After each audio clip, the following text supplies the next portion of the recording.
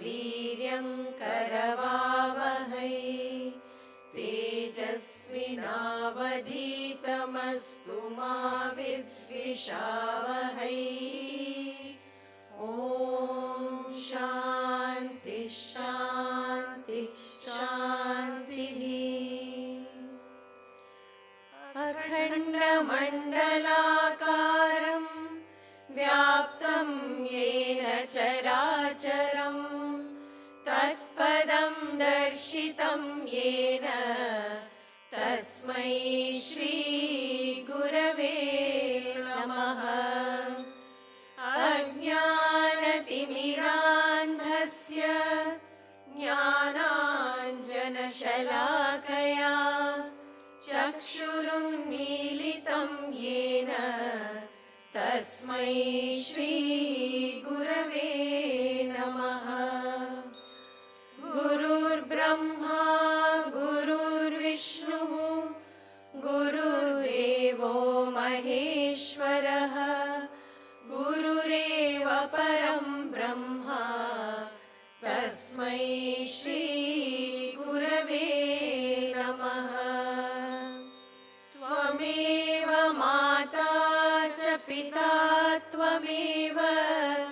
त्वमेव बन्धुश्च सखा त्वमेव त्वमेव विद्या द्रविणं त्वमेव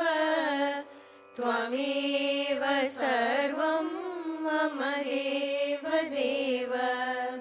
त्वमेव सर्वं मम देव देव।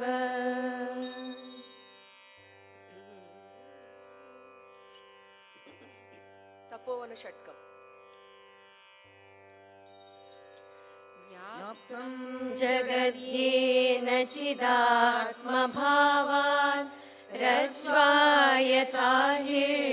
चराचरं यत् सन्न्यस्य सर्वं च सदात्मभावे स्वयं समस्तं च बभूव यस्तु निस्सङ्गनिर्मुक्तिपदं प्रपद्य ब्रह्मात्मभावेन विराजितो यः श्रीसौम्यकाशीशमहेश्वराय तस्मै नमः स्वामी तपोवनाय। श्रीसौम्यकाशीशमहेश्वराय तस्मै नमः स्वामी तपोवनाय। अखण्डभाव शिवरूपतत्त्वः चितिस्वभावः परमात्मसत्यः सत्यस्य सत्यः सुधियैव गम्यः परप्रधानात् परमेश्वरो यः आद्यन्तहीनो निरपेक्षदीप्तिः स्वतः स्वरूपेण विपुल्लितो यः श्रीसौम्यकाशीशमहेश्वराय तस्मै नमः स्वामी तपोवनाय। श्रीसौम्यकाशीशमहेश्वराय तस्मै नमः स्वामी तपोवनाय। मन्तुन्न शक्यो मनसा कदाचित् वक्तुन्न केनापि तथा न वाचा बोधुञ्च बुद्ध्यापि तथा न शक्यः बुद्ध्यादिसाक्षी खलु केवलो यः सर्वेन्द्रियातीतपदस्थितोऽपि सर्वेन्द्रियप्रेरयिता परो यः श्रीसौम्यकाशीशमहेश्वराय तस्मै नमः स्वामी तपोवनाय। श्रीसौम्यकाशीशमहेश्वराय तस्मै नमः स्वामी तपोवनाय। शुद्ध शुद्धातिशुद्धं च सदा प्रबुद्धः विश्वेश्वरो विश्वपरः प्रसन्नः व्यापी परब्रह्मणि मोदमानः वेदान्तसारः सुधियां शरण्यः एको वशी सर्वभूतादिवासः सर्वाधिपः सर्वजीवात्मको यः श्रीसौम्यकाशीश महेश्वराय तस्मै नमः स्वामी तपोवनाय श्रीसौम्यकाशीश महेश्वराय तस्मै नमः स्वामी तपोवनाय अशब्दमस्पर्शमरूपवच्च तथा रसं नित्यमगन्धवच्च निरञ्जनं नित्यनिरीहमेकं बुद्धेः परं निर्गुणसद्ध्रुवं च गुह्यं गभीरं गगनोपमं यं पश्यन्ति निर्धूतमलायतीन्द्राः श्रीसौम्यकाशीश महेश्वराय तस्मै नमः स्वामी तपोवनाय श्रीसौम्यकाशीश महेश्वराय तस्मै नमः स्वामी तपोवनाय तेजोमयं दिव्यममेयशक्तिं सनातनं शान्तमनामयं च अद्वैतमाश्चर्यमचिन्त्यरूपं परात्परं नित्यमनन्तमाद्यं ज्ञानप्रकाशेन विशुद्धसत्त्वः यं पश्यति स्वात्मनि चिन्त्यमानं श्रीसौम्यकाशीश महेश्वराय तस्मै नमः स्वामी तपोवनाय श्रीसौम्यकाशीश महेश्वराय तस्मै नमः स्वामी तपोवनाय तस्मै नमः स्वामी तपोवनाय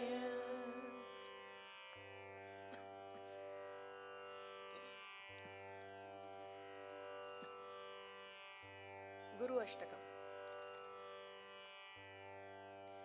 शरीरं स्वरूपं तथा वा कलत्रं यशश्चारुचित्रं धनं मेरुतुल्यं मनश्चेनलग्नं गुरोरङ्घ्रिपद्मे ततः किं ततः किं ततः किं ततः किम् कलत्रं धनं पुत्रपौत्रादि सर्वं गृहं बान्धवा सर्वमेतद्धि जातं मनश्चेन्नलग्नं गुरोरङ्घ्रिपद्मे ततः किं ततः किं ततः किं ततः किम् षडङ्गादिवेदो मुखे शास्त्रविद्या कवित्वादिगद्यं सुपद्यं करोति मनश्चेन्नलग्नं गुरोरङ्घ्रिपद्मे ततः किं ततः किं ततः किं ततः किम्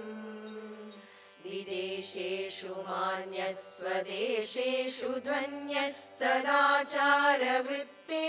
मत्तो न चान्यः मनश्चेन्नलग्नं गुरोरङ्घ्रिपद्मे ततः किं ततः किं ततः किं ततः किम् क्षमामण्डले भूपभूपालवृन्दै सदा सेवितं यस्य पादारविन्दं मनश्चेन्नलग्नं गुरोरङ्घ्रिपद्मे ततः किं ततः किं ततः किं ततः किम् यशो मे गतं दिक्षु दानप्रतापात् जगद्वस्तु सर्वं करे यत्प्रसादात् मनश्चेन लग्नं गुरोरङ्घ्रिपद्मे ततः किं ततः किं ततः किं ततः किम् न भोगेन योगेन वा वाजिराजौ न कान्तामुखेनैव वृत्तेषु चित्तं मनश्चेन्न लग्नं गुरोरङ्घ्रिपद्मे ततः किं ततः किं ततः किं ततः किम् अरण्येन वा स्वस्य गेहेन कार्ये न देहे मनो वर्तते मे त्वनर्घ्ये मनश्चेन्न लग्नं गुरोरङ्घ्रिपद्मे ततः किं ततः किं ततः किं ततः किम् गुरोरष्टकं यः पठेत् पुण्यदेहि यतिर्भूपतिर्ब्रह्मचारी च गेहि लभेद्वाञ्छितार्थं पदं ब्रह्म संज्ञं गुरोरुक्तवाक्ये मनो यस्य लग्नं गुरोरुक्तवाक्ये मनो यस्य लग्नम्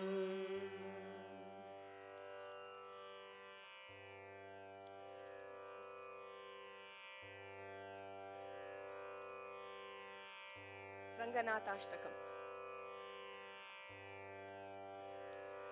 आनन्दरूपे निजबोधरूपे ब्रह्मस्वरूपे श्रुतिमूर्तिरूपे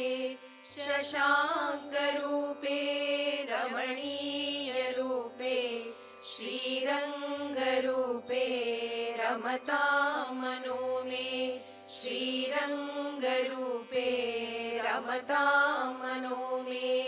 कावेरीतीरे करुणाविलोले मन्दारमूले धृतचारुकेले दैत्यान्तकाले खिललोकलीले श्रीरङ्गलीले रमतां मनो मे श्रीरङ्गलीले रमतां मनो मे लक्ष्मीनिवासे जगतां निवासे हृत्पद्मवासे रविबिम्बवासे कृपानिवासे गुणवृन्दवासे श्रीरङ्गवासे रमतां मनो मे श्रीरङ्गवासे रमतां मनो मे ब्रह्मादिवन्द्ये जगदेकवन्द्ये मुकुन्दवन्द्ये सुरनाथवन्द्ये व्यासादिवन्द्ये सनकादिवन्द्ये श्रीरङ्गवन्द्ये रमतां मनो मे श्रीरङ्गवन्द्ये रमतां मनो मे ब्रह्माधिराजे गरुडाधिराजे वैकुण्ठराजे सुरराजराजे त्रैलोक्यराजे खिललोकराजे श्रीरङ्गराजे रमतां मनो मे श्रीरङ्गराजे रमतां मनो मे अमोघमुद्रे परिपूर्णनिद्रे श्रीयोगनिद्रे ससमुद्रनिद्रे श्रितैकभद्रे जगदेकनिद्रे श्रीरङ्गभद्रे रमतां मनो मे श्रीरङ्गभद्रे रमतां मनो मे सचित्रशायी भुजगेन्द्रशायी नन्दाङ्कशायी कमलाङ्कशायी क्षीराब्धिशायी वटपत्रशायी श्रीरङ्गशायी रमतां मनो मे श्रीरङ्गशायी रमतां मनो मे इदं हि रङ्गं त्यजतामिहाहम् चाङ्गं पुनर्न चाङ्गं यदि चाङ्गमेति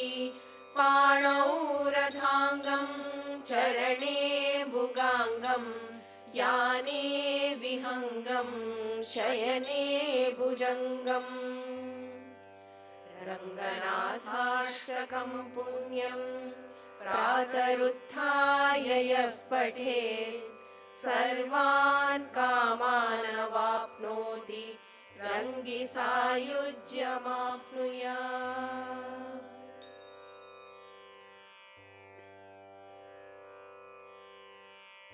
ॐ शान्ति शान्ति।